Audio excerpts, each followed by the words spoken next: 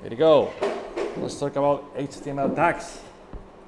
So imagine that you want to build a web app, and generally speaking, I mean, I'm sure on top of your head you can figure out how a classic web app looks like, right? Generally speaking, we have a header, we have content, we have a menu, we have a footer.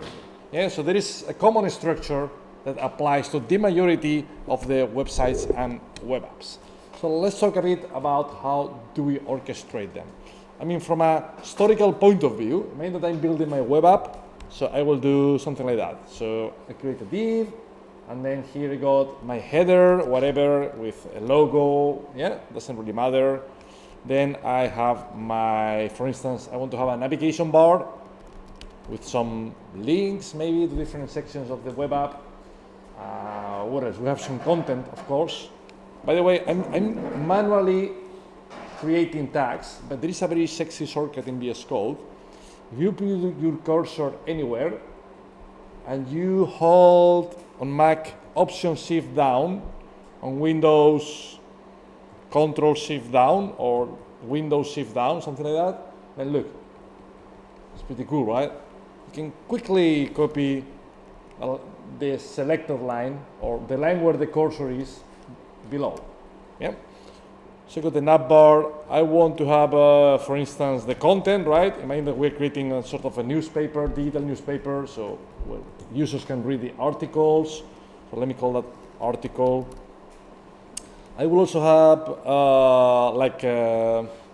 I don't know, some sort of right menu, right menu where I can click on some tags to check similar news on my website. And of course, eventually I will have a footer with the copyright, contact, legal information, all this type of things, right? So that will be my basic structure. From the HTML point of view, well, yeah, that will be it, right? I mean, I may complain, what happens if, for instance, we want to display the menu on the left and the article on the right? Well, if we move the menu above the article, yeah, but how can we display these two elements alongside based on what we've learned yesterday? Flex, we can use flex or grid, right? Depending on your appetite. But from an HTML point of view, what do we need to do? Do you remember? Say it again? Correct, we need to wrap these elements into a parent div, right? So remember that, div, container like that? Class name, container. I mean, I'm not doing anything new, right? This is what we learned yesterday. And then on the CSS, what? Display flex, for instance. And do you remember how to change the size? So for instance, if I do div class name, well, let me use grid instead of flex to keep it simple. Grid. Do you remember how to set the sizes? So for instance, I want the article to occupy maybe 75% of the width of my space, and then the menu will be 25% of the space. Do you remember how to do that? Say it again, Chuck. Yeah, but fractions what? Yeah, we need to play with fractions, agree? Correct. Grid template columns, and then what? Free FR and one FR. So will that make the menu fit 25% of the space on that row? So the other way around, right? Look, that means the first element, 3 out of 4. So the menu will be huge. And then the content, the article, will span 1 out of 4. So the article will be very small. Let's have a look. You see? I mean, it's sort of work. The elements are displayed alongside, but probably, I hope you agree with me, should be on the other way around. It will feel a bit more natural. Yeah? So that's pretty much the idea. And that's okay. I mean, you can build your web app following this strategy.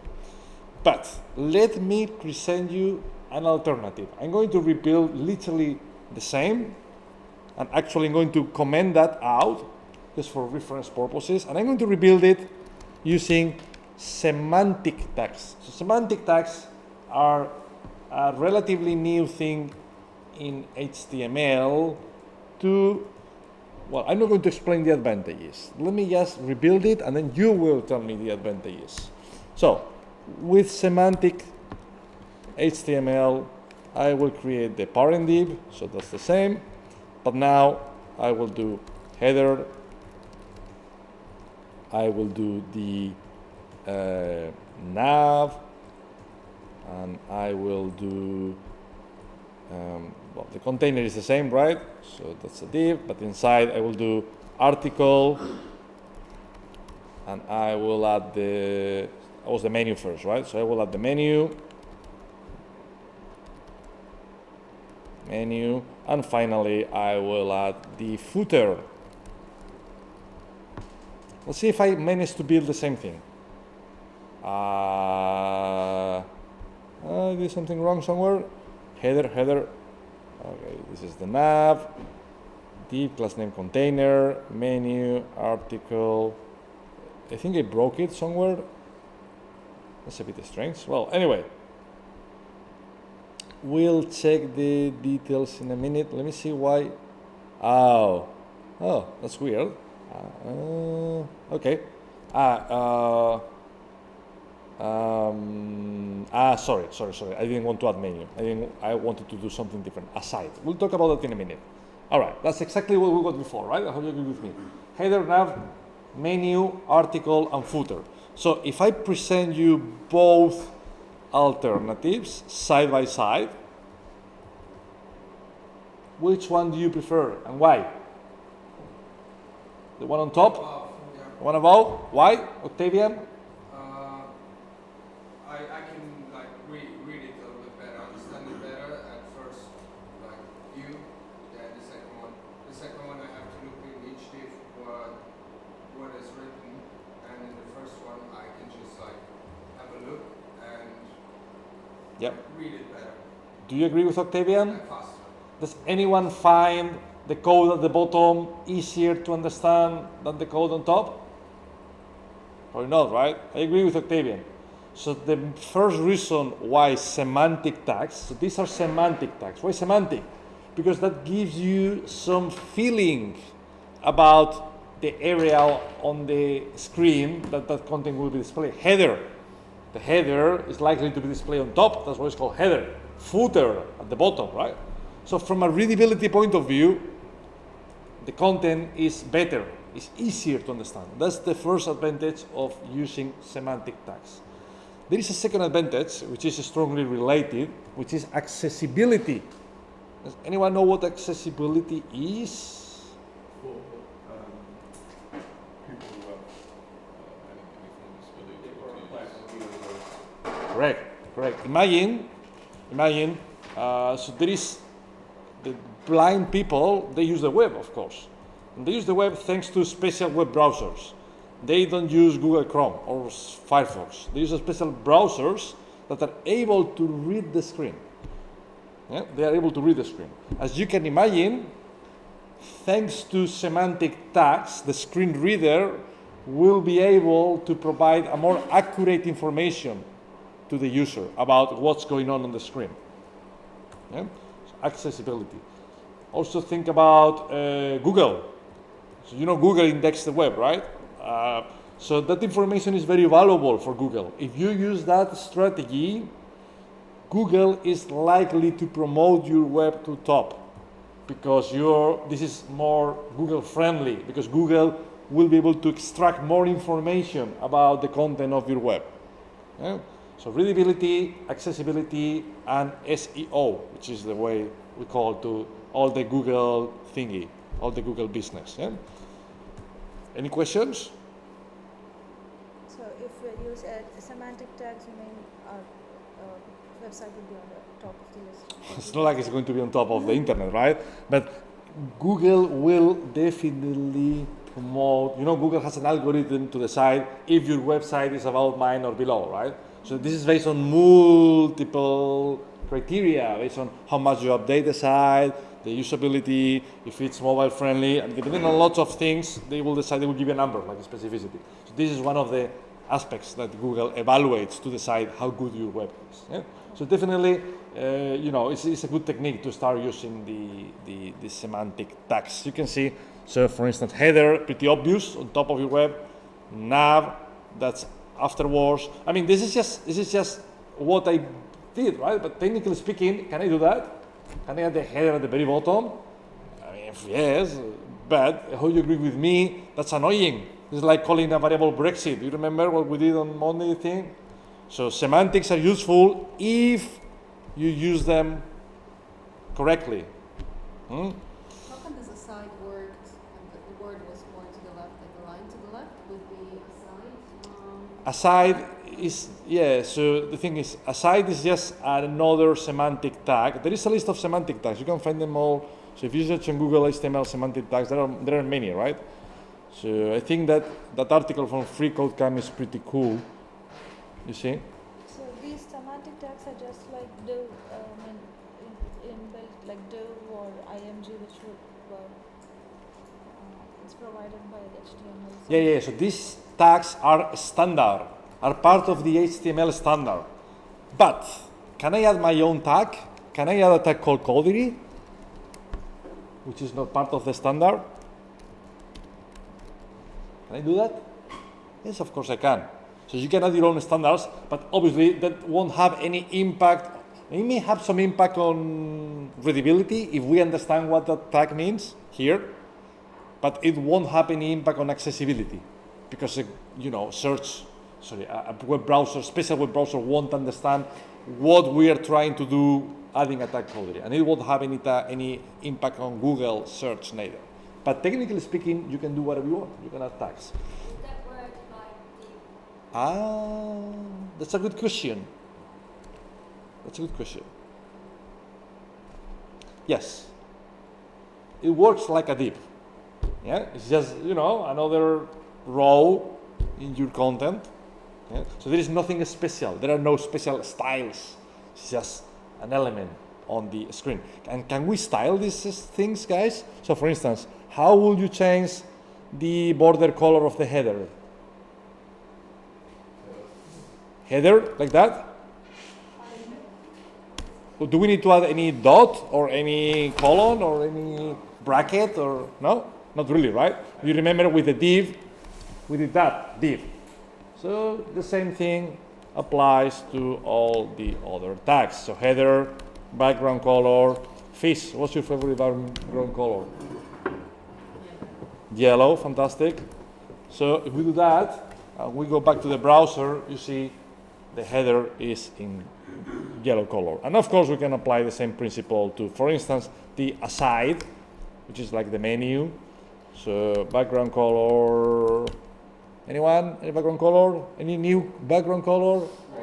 Green, we've done that, orange.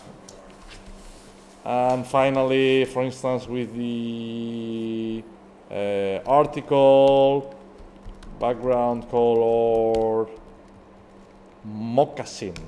You didn't expect that, eh? So finally, and of course, Codery, background color, pink, or are you sure you prefer pink instead of medium purple? You see how many things you learn here at Codery, eh? Medium purple, never heard about that before. All right, so you can see that you can clearly play with different styles. Can you, however, can you see any difference between the Codery tag and the other tags? That's correct. As you can see, let me add the footer, for instance, because the footer and Codery, they are close, they are very similar, right? So if I add footer, background color, khaki, look at that. If I add a khaki to the footer, you see the footer fits all the available space. However, the Codery tag doesn't fill all the available space. The reason is, all these default tags, apart from the coterie, which is not default, all the others are well-known tags. They are part of the HTML standard. So the browser knows how to deal with them. No problem at all. They are equivalent to a div. Technically speaking, footer is the same as div. Header is the same as div.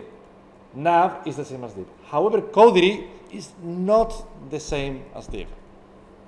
It's not the same as div. Very similar, but it's not the same. And why is not the same? Because of the display property.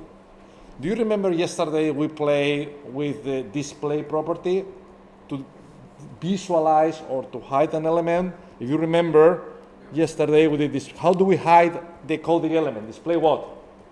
None, correct. Here you go. You see? But as you can see, display has many different values. I'm not going to cover them all. By default, new tags, random tags, use the inline type of display. What inline means? Inline means, yes, of course, the element will be rendered, but it won't occupy more space than necessary. In other words, if I add a new tag, let's call it Boris. So do you think Boris will be displayed alongside coterie or in a new row? New row? Are you sure? Because it's in line, it's going to be following. Look, you see?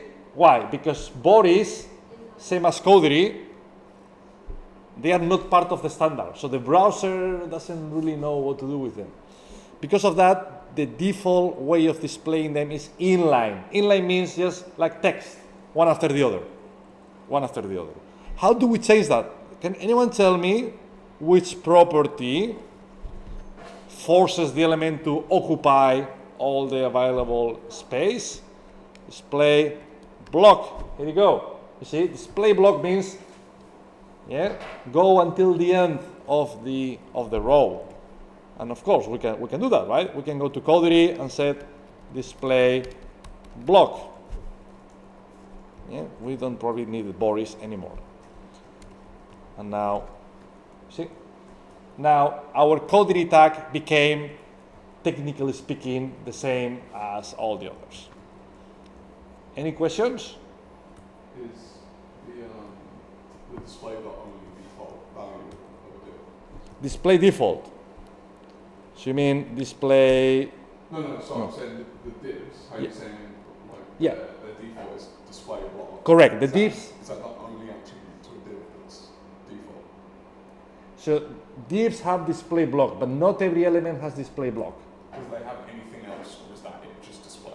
Yeah. Talking about divs, but let me present you a different problem. This is pretty simple, right?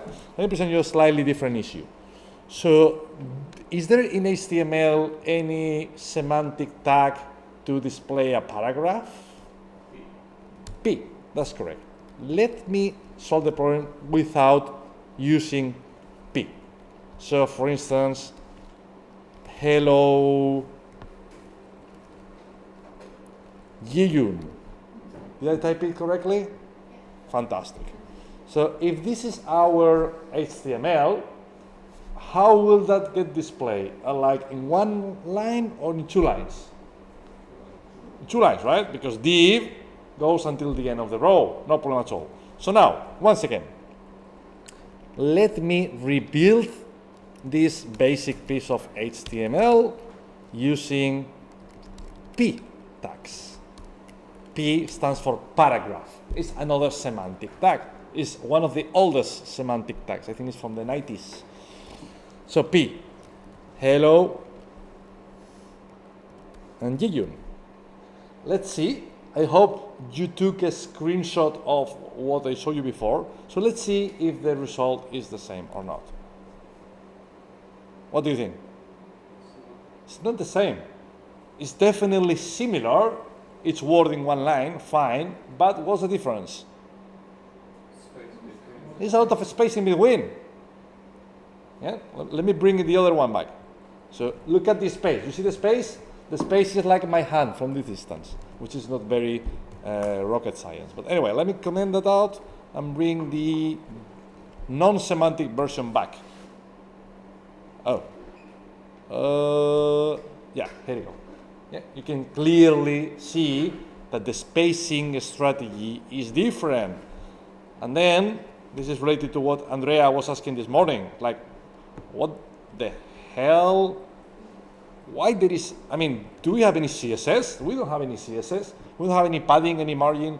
So why is that happening? Whenever that happens, what you should do is select the element and check what's going on DevTools. Compute it. Can you spot anything suspicious here? Margin. 16 pixels. Top. 16 pixels at the bottom. What the hell? Who did that? And then you like crazy, you search in your project, who did that? And definitely nobody. Nobody declared that margin on the P tags.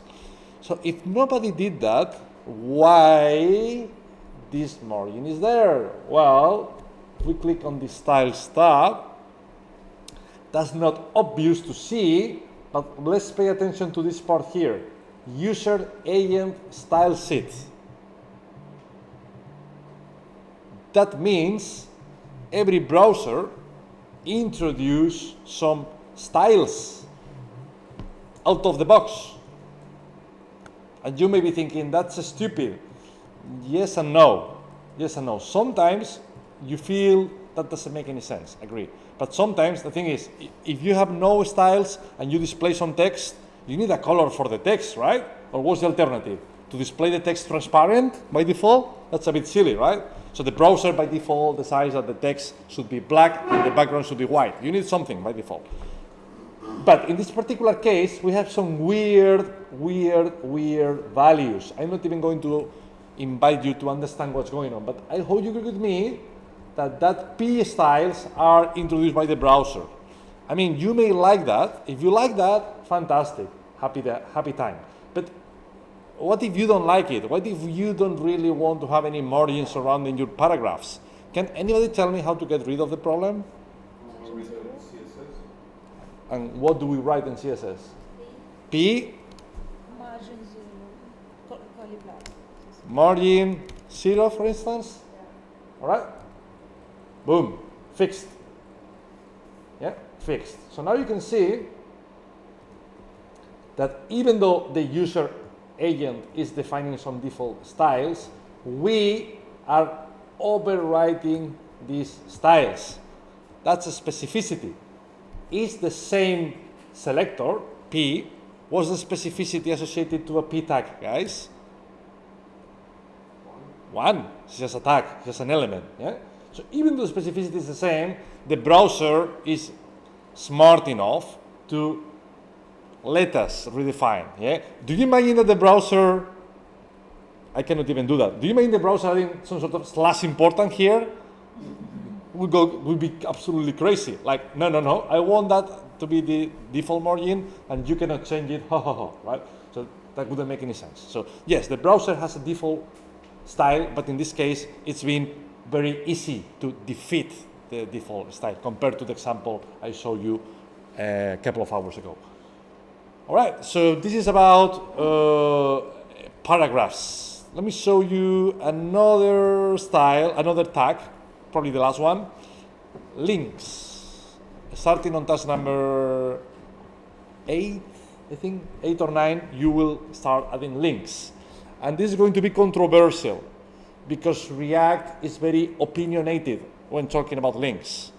So far, the differences between HTML and JSX have been minimum.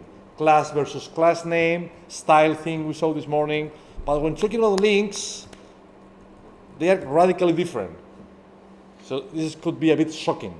But for now, before talking about the details of React, we'll cover that on a different workshop, how to add links in React. Purely talking about HTML. Does anybody know how do we add a tag in it, a link in HTML? A, correct. A, and then how do you set up the first of all the text? Like go to Google, right? href. So with href we set the target URL, right? So http google.co.uk, for instance, right? So let's see what happened if we run this example. We got the link, you see, a classic blue link, and now when we click on it, it goes to Google. So the link clearly works.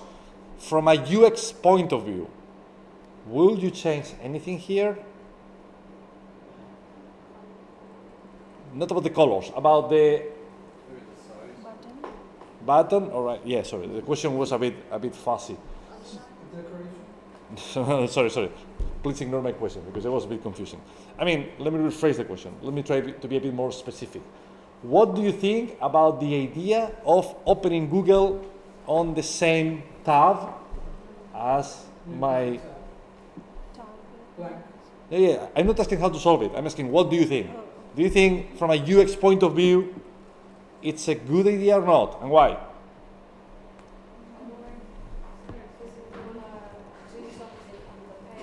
Yeah, correct. Let me show you a problem. Because the majority of the students struggle with that while building their portfolio. So you will have, hopefully not, but you may have a similar problem. Imagine that I come across, I'm not sure if I can, I don't have any portfolio with me. Portfolio. Yeah, someone, this is a student from the last cohort, now applying to Sky TV, by the way. So imagine that I come across this lady and I'm a recruiter or I'm like a big CTO, big senior developer at Sky, and I'm interested in her profile, right? And I start looking around, and he did it right, thankfully. But imagine that I click on a link, and the link opens on the same tab. Yeah. And then say, oh, Kodiri, what is that? Oh, and I start looking around. I spend 20 minutes, and after 20 minutes, I completely forgot what I was dealing with before. Or even if I remember, oh yeah, I was reviewing a portfolio of a developer, but oh, where was that? I've lost it because I'm using the same tab all the time. Yeah, that's why there is a basic principle in link handling in HTML. Whenever the link points to the same website, it's okay to keep it in the same tab. Yeah. So for instance, if I'm at Codry and I want to click, I don't know, on the syllabus, I click here, and I don't go to a new tab. I stay here because it's the same website. For me, it's very easy to remember where I was, right? But if the link points to an external website, and that will happen often in your portfolio, because you would like to link to your GitHub projects, you would like to link to, you know, whatever you've been doing. Look, for instance, yeah, if I click on Sarah's portfolio, I click in the Codiri, pop, not sure you can see, but it opened a new tab. So even if I completely forgot what I was doing, if I close that tab, I will be back to the portfolio. Yeah? So that's pretty much the strategy that you are expected to follow. When you got a link to an external website, open it in a new tab. And how do we do that, technically speaking? How do we open a link in a new tab?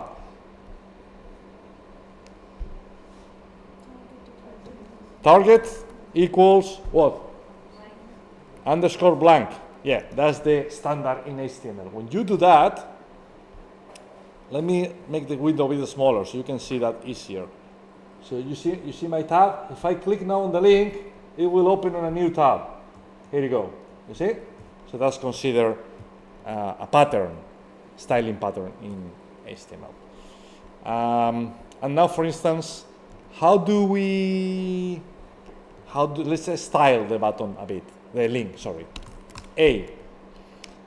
How do we change the color when we move the mouse on the text? Hover, correct. So first of all, without that, how do we change the default color of the link? Well, simply color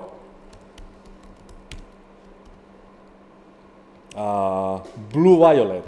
Yeah. So now, if you wait a second, that was a horrible decision, right? Let me put something easier. Red. You see? Now the link is red.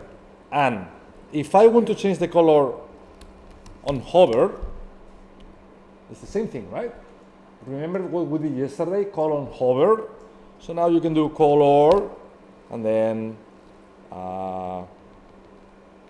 barley good. This is a type of brown, looks like. So now look. See? That's a way to improve, give the feeling that you are actually doing something with it. Can we change the color of a link that we have already visited? How do we do that?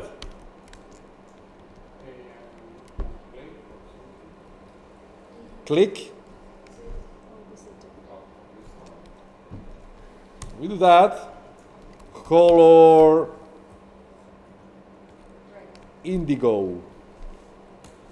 So hopefully, you see, now it's indigo already because I've already clicked on the link.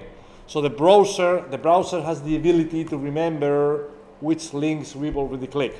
In other words, if I add another link to give me another website, maybe Yahoo, does that exist today? Who knows, right? Who cares?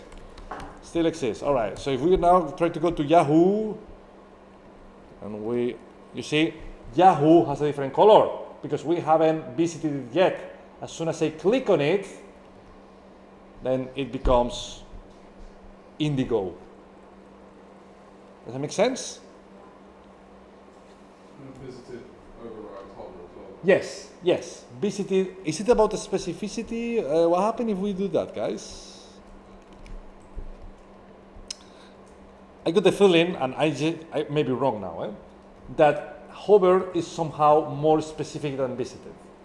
So, by default, there is no conflict because the conflict is between the plain link and the visited. Yeah, but because I'm not hovering, this style doesn't even apply. But as soon as I hover, you see, as soon as I hover, it doesn't really matter, I believe, if visited goes first or last. As soon as I hover, oh no, it does matter. Sorry, I was wrong. You see, I was wrong.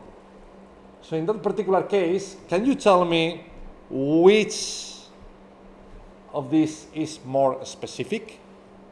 The last one declared. The last one declared. So that means that they have the same specificity, right? Because the last one wins. I didn't know that. It's true, right? So now it doesn't matter if I hover because it has the same specificity as visited. Yeah, it doesn't work. So what do you need to do to make it work? Well, move the hover style to the bottom. So now by default will be indigo, will be purple, but when you hover, it changes color because the last one wins. Does it make sense? Any questions? No? It's not that complicated, right? So once again, this is the way you define links in HTML. You will find a different way of dealing with links with React. But once again, that's a separate story. So thank you for watching.